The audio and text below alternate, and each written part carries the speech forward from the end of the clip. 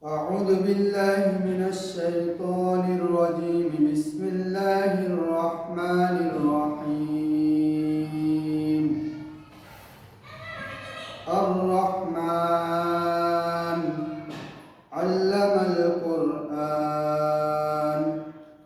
خلق الإنسان علمه البيان الشمس والقمر بحسبان والنجم والشجر يسجدان والسماء رفعها ووضع الميزان ألا تطغوا في الميزان وأقيموا الوزن بالقسط ولا تخسروا الميزان والأرض وضعها للأنام فيها فاكهة والنخل ذات الأكمام والحب ذو العصف والريحان فبأي آلاء ربكما تكذبان خلق الإنسان من صلصال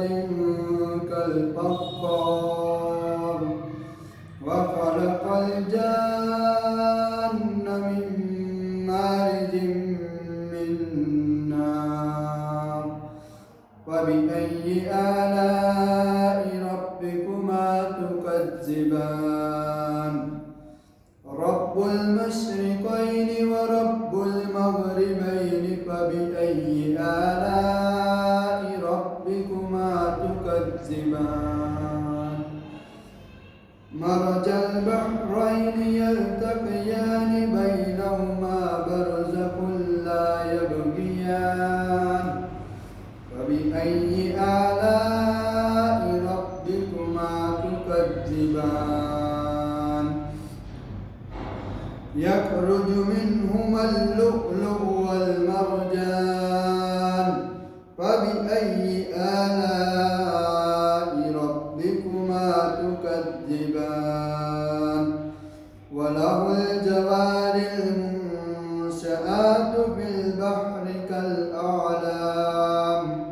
فبأي آلاء ربكما تكذبان كل من عليها فان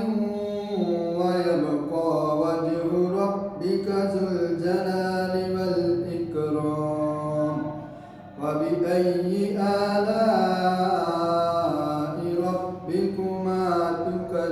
تكذبان صدق الله